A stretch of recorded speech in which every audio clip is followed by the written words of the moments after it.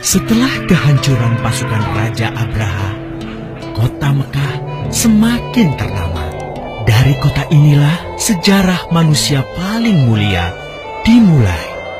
Ka'bah sebagai jantung kota Mekah semakin ramai dikunjungi para peziarah. Demikian pula para pedagang. Mereka datang dari berbagai penjuru jazirah. Namun sayang, Ka'bah mulai diselewengkan fungsinya. Akibatnya, kejahiliahan merajalela.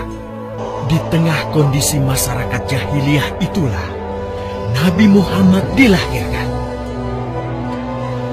Bayi luar biasa itu lahir dari rahim seorang wanita mulia bernama Aminah.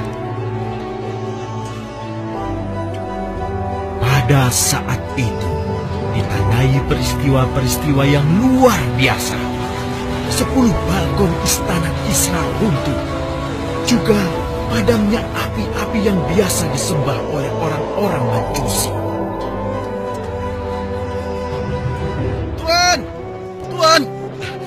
Tuan Abdul Muthalib, ada kabar gembira. Kabar gembira? Kabar gembira? Apa? Kabar gembira apa? Tuan, cucu Anda telah lahir. Benarkah? Laki-laki atau perempuan? Laki-laki, Tuan. Subhanallah, Alhamdulillah, Allahu Akbar. Kalau begitu aku ingin segera melihatnya. Mari, Tuan. Setelah mendengar itu, Abdul Muthalib bergegas menuju ke rumah Aminah.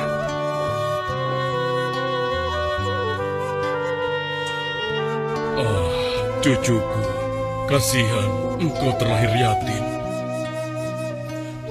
Dengan penuh kasih sayang, Abdul Muthalib membawa cucunya ke Ka'bah. Ya Allah, jadikanlah cucuku ini menjadi seorang yang mulia dan terhormat, sebagaimana Nabi-Mu Ibrahim alaihissalam.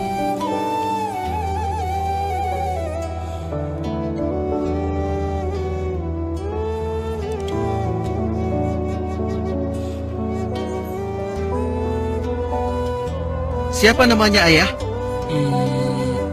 Muhammad. Muhammad?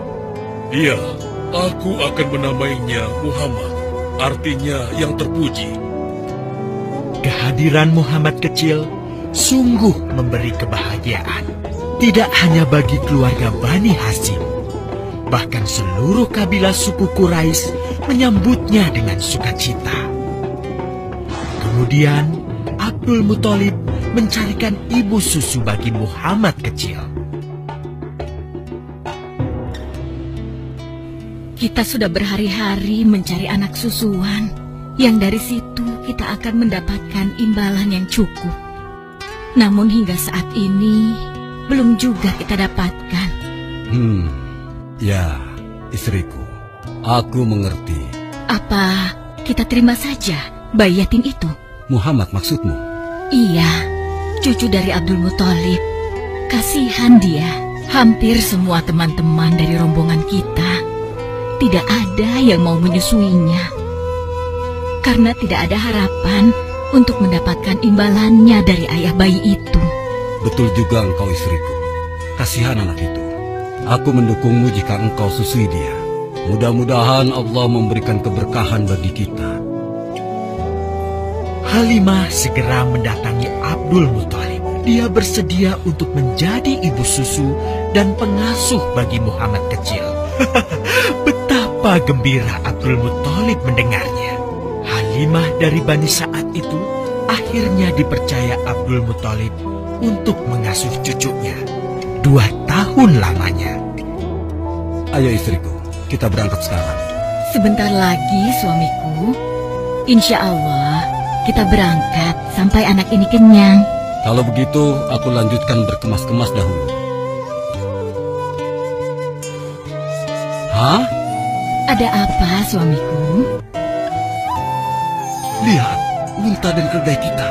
Mereka demikian sehat, tidak seperti sebelumnya. Subhanallah. Betul, suamiku. Tidak seperti kemarin. Demi Allah, kau tidak salah memilih istriku. Kau telah mengambil anak yang dipenuhi dengan barokah. Allah melimpahkan keberkahan atas Halimah dan suaminya. Mereka pulang ke kampung Bani Sa'ad dengan penuh rasa syukur. 2 tahun berlalu sudah.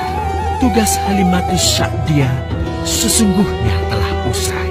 Saatnya Muhammad kecil harus dikembalikan kepada ibunya. Terima kasih Halimah. Engkau telah merawat anakku dengan baik selama 2 tahun. Tidak ada yang bisa kuberikan kecuali aku berdoa. Semoga Allah memberkahi engkau dan keluargamu. Amin. Saya juga bersyukur diberikan kepercayaan dan kesempatan merawat anakmu, wahai Ibu Aminah. Namun, begini Bu, mohon maaf. Kalau boleh, izinkan aku merawat Muhammad lebih lama lagi. Aku masih sangat sayang padanya. Baiklah, kalau begitu aku setuju dengan usulmu. Bawa dan rawatlah Muhammad sebagaimana dia anakmu sendiri. Terima kasih, Ibu. Terima kasih. Begitulah, Muhammad kecil kembali ke tengah-tengah Bani Sa'ad. Ia tumbuh menjadi anak yang memiliki banyak teman karena kemuliaan akhlaknya. Tatkala berusia sekitar 4 tahun, terjadilah suatu peristiwa. Muhammad, Bu! Muhammad! Muhammad? Kenapa Muhammad? Muhammad dibawa orang. Hah? Dibawa orang? Diculik? Coba ceritakan. Ketika kami tengah bermain, tiba-tiba ada orang dewasa datang. Dia langsung membawa pergi Muhammad dan membunuhnya. Hah? Membunuhnya? Ya Allah, di mana? Di mana? Antarkan ibu ke sana. Dengan perasaan cemas, Halimah bergegas menuju tempat itu. Dan dilihatnya, Muhammad kecil tengah terduduk. Muhammad, apa yang terjadi denganmu? Dengan sangat tenang dan jelas, Muhammad kecil menceritakan apa yang telah terjadi. Bahwa seseorang telah membelah dadanya, mengambil hatinya, kemudian mencucinya dan mengembalikannya lagi ke tempatnya semula. Maka sesungguhnya yang datang itu adalah malaikat Jibril. Dia ditugaskan Allah untuk mencuci hati Rasulullah sehingga bersih dari segala kecenderungan setan. Subhanallah, sungguh anak ini bukanlah anak sembarangan. Sebaiknya aku kembalikan saja kepada ibunya. Peristiwa itu membuat Halimah sangat khawatir. Maka bergegaslah Halimah mengembalikan Muhammad kecil kepada ibunya. Menginjak usia yang ke-6 tahun, Muhammad kecil diajak ibunya untuk berziarah ke makam ayahnya, Abdullah di Yathrib. Dalam perjalanan pulang kembali ke kota Mekah, Aminah pun jatuh sakit. Dari hari ke hari, tubuhnya semakin melemah. Hingga di sebuah kota bernama Abwa, letaknya antara Mekah dan Yathrib, Aminah meninggal di sana. Dan Muhammad kecil pun menjadi seorang anak yatim piatu. Sejak itulah Muhammad kecil dirawat dengan penuh cinta dan kasih sayang oleh kakeknya, Abdul Muthalib. Muhammad, sudah berhentilah memerah susunya. Insya Allah, sudah cukup untuk persediaan kita hari ini. Beristirahatlah sejenak. Makanlah agar kau tetap sehat.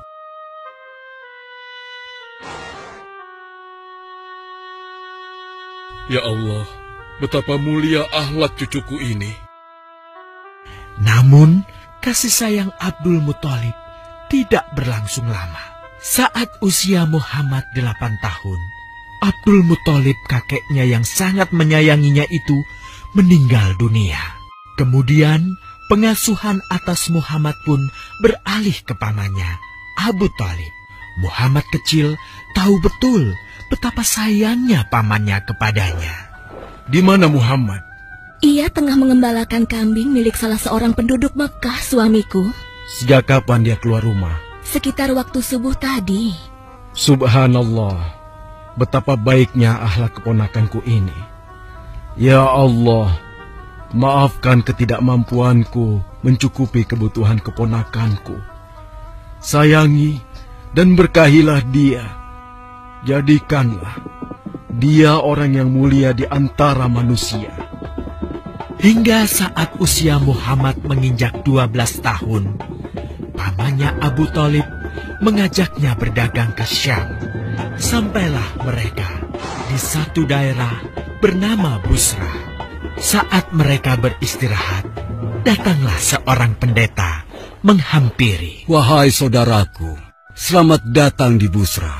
Tampaknya kalian bukan orang sini. Dari manakah kalian berasal? Terima kasih saudaraku, kami datang dari Mekah. Lalu, siapakah gerangan anak ini? Ini adalah keponakanku, Muhammad namanya. Apakah engkau bertanggung jawab atasnya, Tuan? Ya, Kemana ayahnya? ayahnya sudah meninggal sejak ia masih dalam kandungan. Oh, apakah kini dia yatim piatu? Benar, Aku sungguh beruntung bertemu dengannya. beruntung. Beruntung apa? Sungguh, keponakanmu ini adalah orang yang sangat istimewa. Oh ya? Ya, dia adalah seorang nabi, Hmm? seorang utusan Allah. Bagaimana kau tahu hal itu? Aku tahu karena aku seorang pendeta, dan berita kedatangan dia sebagai seorang utusan Allah sudah disampaikan di dalam Injil. Bahkan aku pun bisa mengetahuinya dari cincin kenabian yang berada di bagian bawah tulang rawan bahunya, yang menyerupai buah apel sebagai tanda kenabiannya. Begitulah pendeta bernama Bahira menyampaikan kepada Abu Thalib perihal kenabian Muhammad. Ia berpesan agar menjaga baik-baik keponakannya itu, karena Muhammad kelak di suatu saat nanti akan menghadapi banyak gangguan